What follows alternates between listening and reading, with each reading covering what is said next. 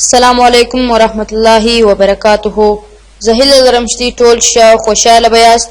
نن موږ په دا ویډیو کې وایو چې موږ څنګه کولی شو د یو تصویر ایکن جوړ کړو او هغه ایکن برته پر فولډر باندې چیش کو ودروو.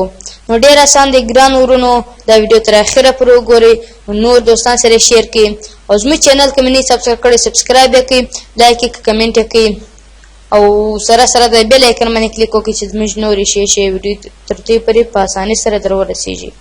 نو راځو د ویډیو په طرف ویډیو شروع کوو.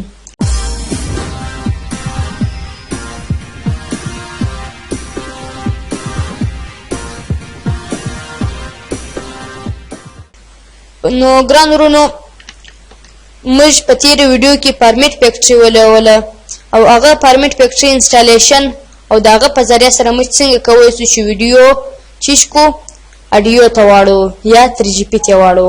نو ګران ورونو، د هغه فارمیټ فیکټري سره په ذریعه موږ څنګه کولی شو چې تصویر چیش ته واړو ایکن ته واړو. نو راځو ګران ورونو اوس فارمیټ فیکټري خلاصوو. چې خلاص مې کله ګران ورونو فارمیټ فیکټري، نو اوله وار به زموږ سره په تېره ویډیو کې دا ویډیو موږ وویله، اډیو مې وویله. نو ګران ورونو نن چې شوی پکچر وایو. پکچر کې نو موږ راځو دا چې شي تصویر ایکن تاړو. موږ راځو اوله تصویر ګورو، دا زموږ سره تصویر دی، دا موږ چې تاړو ایکن تاړو. ګران ورونو ته کتای شي دا چې دی ټایپ اف فایل چې دی JPG دی او موږ دا چې تاړو دا ډېر غټ تصویر هم دی. ته کتای شي دا ګران ورونو دا موږ چې تاړو ایکن تاړو او دا تصویر برته پر چې تاړو پر فولډر باندې درو. نو ډېر آسان دی ګران ورونو. اوله وار به راس ایکن به وي چې ایکن مو ولې اډ فایل به کوي، کوم تصویر ته راخی چې پر ایکن جن جوړ کړي. نو دا اپلیکیشن اوکې کا. نو ته چیرې غواړې چې شی د زه ډیسکټاپ ورشم.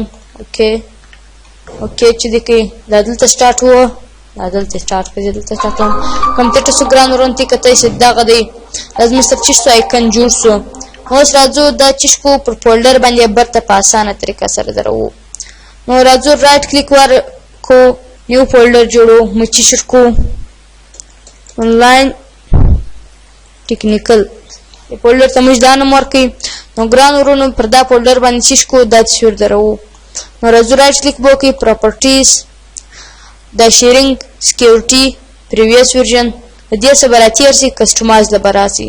چې کسټمایز له رالاست دلته دا نور اپشنان باندې بیکار نه لري، خالي به چینج ایکن له به راسي. نو په دا نورو دا ډېر ایکنان دي ستا سره پر فولډر یې درولی سي. نو تا خوښ کړی و چې زه خپل تصویر پر فولډر باندې ودروم، نو هغه تصویر به وراواخې، خو دا ما اوس چیش کړی دی و ایکن ته کنورټه کړی، زه دا تصویر اخلم.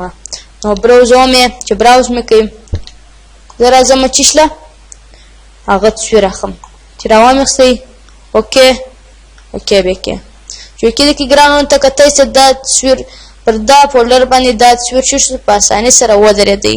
نو ګران ورونو زموږ ویډیو د نور دوستان سره هم شیر کړئ. د خدای په امان.